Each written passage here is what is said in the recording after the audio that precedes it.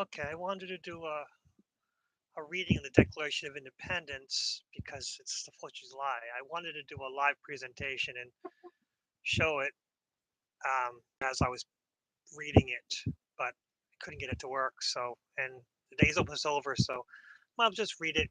Anyone who wants to hear it, and everyone should, read over the Declaration of Independence once in a while.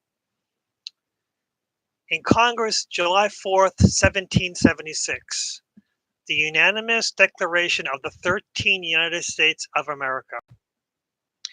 When in the course of human events it becomes necessary for one people to dissolve the political bands which has connected them from another, and to assume among the powers of the earth the separate equal station to which the law of and nature's of nature's God entitled them, a decent respect to the opinion of humankind requires that they should declare the cause which impelled them to the separation.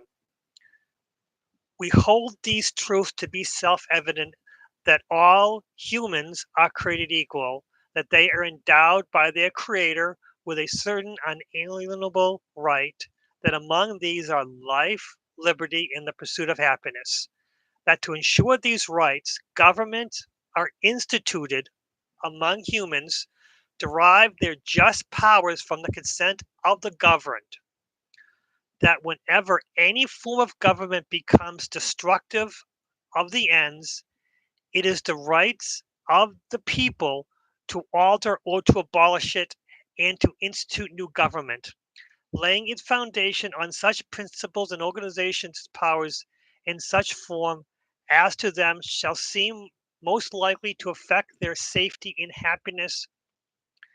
Prudence indeed will dictate that governments long established should not be changed for the light and transient cause, and according to all experiences has shown that mankind are more disposed to suffer while evils are sufferable than to right themselves by abolishing the forms of which they are accustomed, by which a long train of abuses and usurpations pursuant inevitable the same objective evidence as designed to reduce them under absolute despotism. It is their right, it is their duty to throw off such government and to provide new guards for their future security. Such has been patient sufferance of these colonies, and such is now the necessary which constrains them to alter their form system of government. The history of the present King of Great Britain is a history of repeatable injuries and usurpations, all having in direct object the establishment of the absolute tyranny over the states.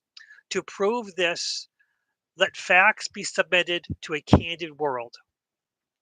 He has refused his absence to law and most wholesome and necessary for the public good.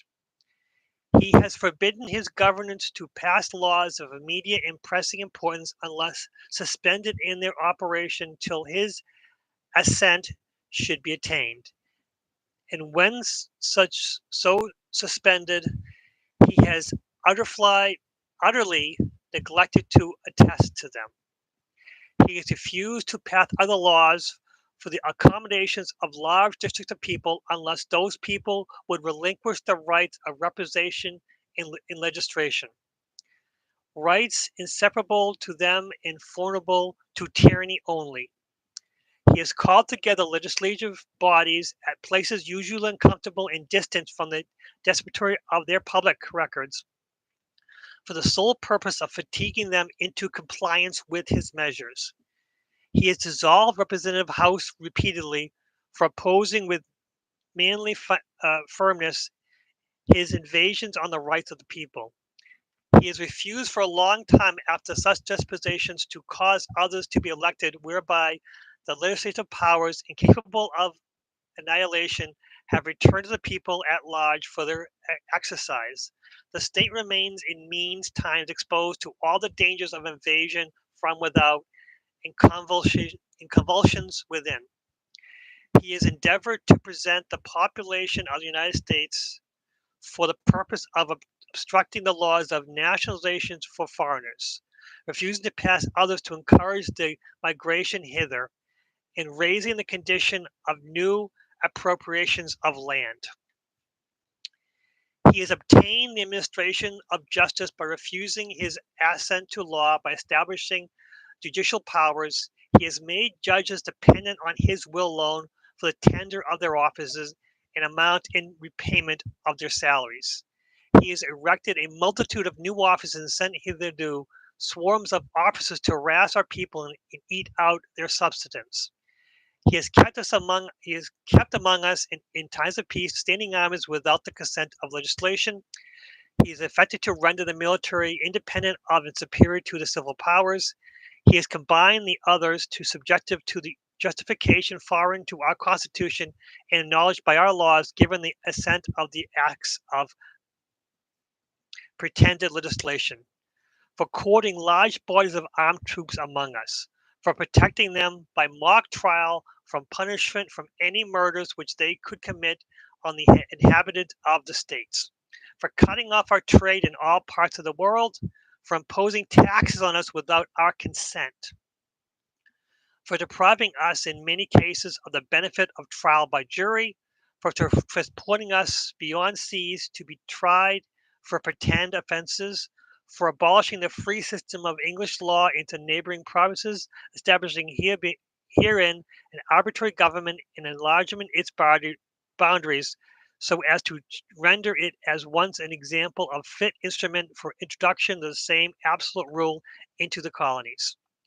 for taking away our charters, abolishing our most valuable laws, and altering fundamentally the forms of our government, for suspending our own legislature and declaring themselves invested with the powers to legislate from us in all cases whatsoever.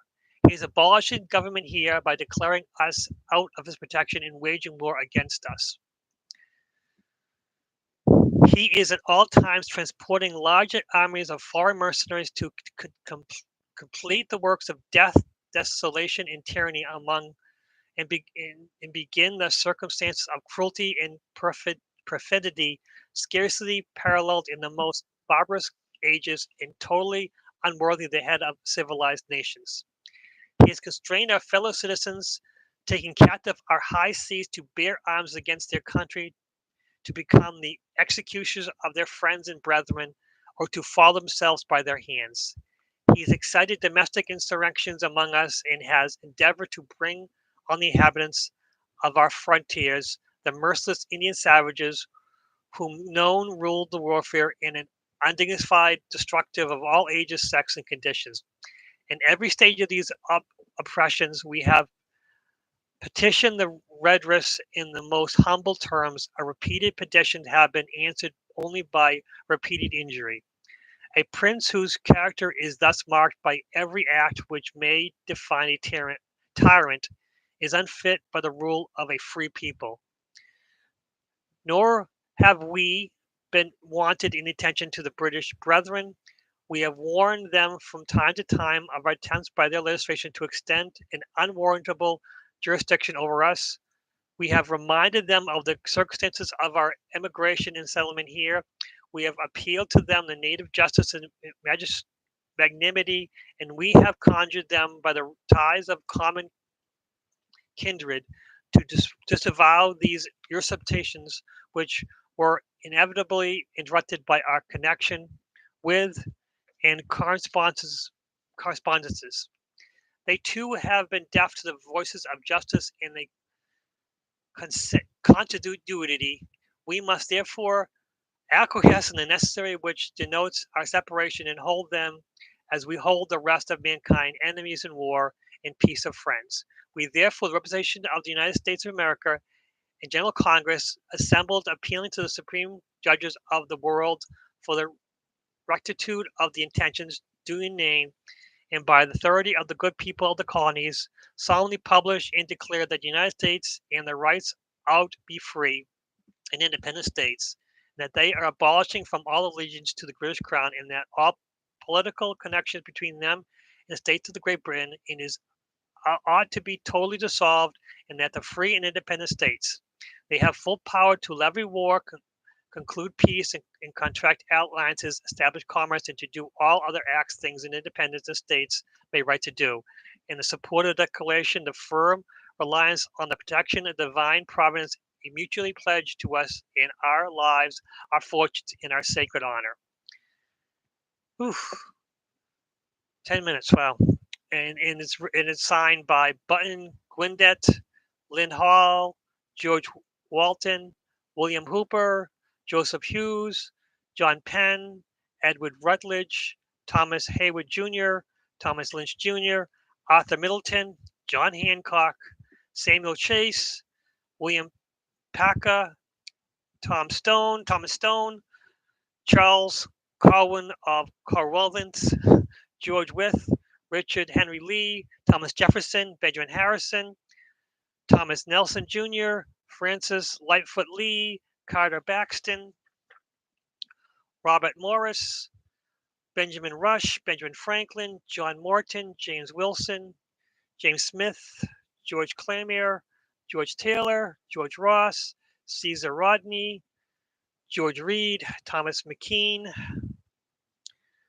William Floyd, Philip Livingston, Francis Lewis, Lewis Morrison, Richard Stockholm, John Witherspoon, Francis Hopkinton, John Hart, Abraham Clark, Josiah Bartwillet, William Whipple, Samuel Adams, John Adams, Robert Treaty Payne, Eldridge Gary, Stephen Hopkins, William Ellery, Roger Sherman, Samuel Huntington, William Williams, Oliver Wilcott, and Matthew Thornton.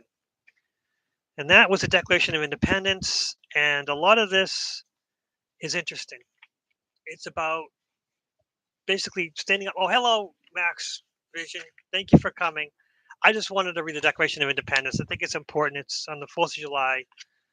We should read what they said. And it's kind of complicated language sometimes because they use words that we don't use such anymore. And Thomas Jefferson was he was an enlightened individual. You know, he knew how to speak. He was a lawyer, and so he knew how to put things in a way that the king would notice. But I think more of the point, the king was a nut, so king probably never knew anything about this. And the main thing was to go against Parliament. Parliament was a body, while the king was more of a person to focus on. But yeah, it's all about the government representing the people, not crushing the people. And we seem to have a government now that just crushes the people with our taxes and our rules and our have to follow all these things. There's got to be a middle path that they have to let us do what we want to do and not crush us all the time. The amount of taxes we pay, it's just crazy. The world we live in.